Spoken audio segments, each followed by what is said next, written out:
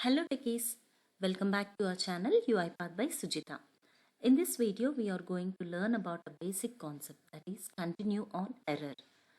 For beginners, this is not going to be an activity, this is a property of an activity. Okay, so let us see what is this continue on error, when to use this and how to use this. Continue on error, the name itself explaining better than me, right? Continue on error.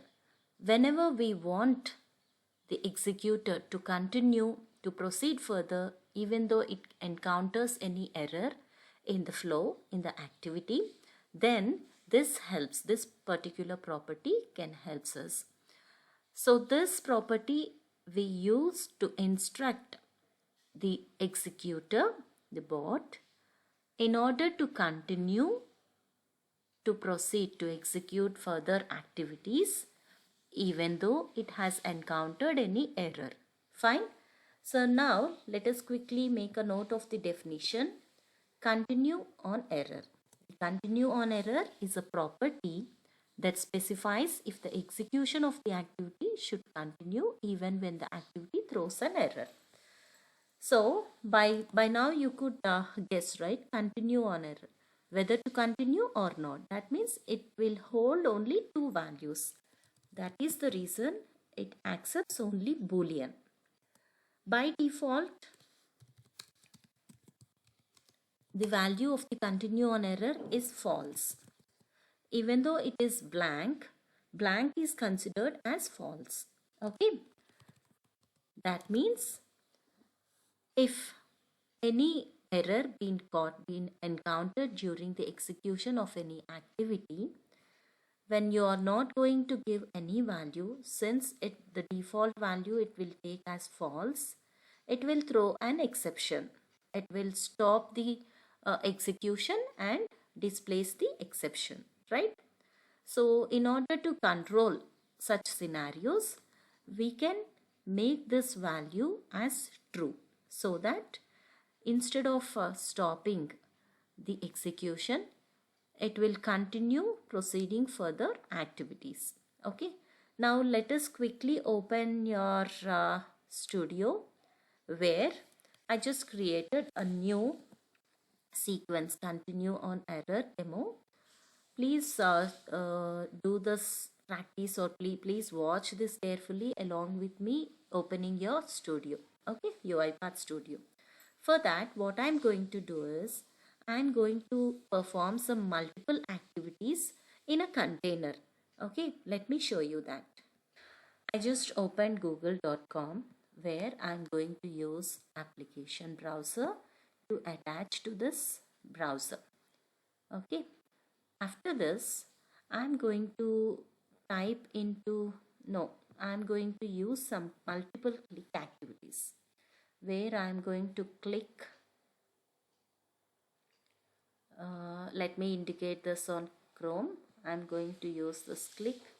Say for example, I have about.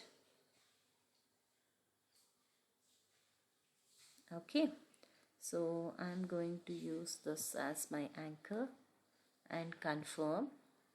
Later, I'm going to use some other click activity which says privacy here. Let me take the same as anchor. Now let me confirm this. Okay, now one more type into activity. After 2 clicks, I'm going to type something in the search icon. Fine. For this, I'm taking this as anchor. Now let me confirm this. Now I'm going to type for UiPath by Sujitha. Okay. Then one more click activity. What I'm going to do, I'm going to indicate this Google search icon. Yeah. Confirm. Fine. Now let us give a try. Before going to the session, I just want to try this first of all. I hope you're doing this along with me, right? Okay. So what it is doing, it is clicking on the about, then page being navigated to about, right? Now it is trying to use the next activity, that is one more click, which is clicking the privacy icon, right? But it is not able to find that. Let us see how it behaves now. This is in general scenario. So far we have not touched the continue on error property. Let us see by default how the executor behaves. Okay, so it is searching for that particular icon, then icon in the sense the element, UI element. See the privacy, click privacy at the second here, this one, right? It is not able to find this particular element, right? That is the reason it has shown this exception. Now what I am going to do, go to this particular activity, open properties of this activity. You could see something called continue on error under common, right? There by default it is blank. What is meant by blank? It takes as false. Now let me make this to true. Okay. When I say true, how it works? It will ignore the error which is caught earlier and it will proceed further, right? It will proceed further, right? Now let us see how it is going to proceed, because this is not available, right? Let us see how it behaves. Now let me just refresh this back. Fine. Let me cancel this one. Okay. So let me run this file.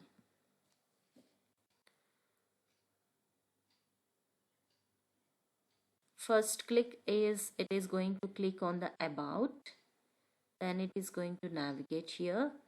Since it is not able to find the privacy, it is not going to throw that exception, rather it is going to continue with the next activities. Let us see how it is going to behave. So the execution started. It is able to click on the about element, then the next activity is to click on the privacy and type into the search, right? Google search. Since that we have kept, we have enabled continue on error for both these activities. The assumption is it should proceed further, right? See, it has proceed further without terminating the execution.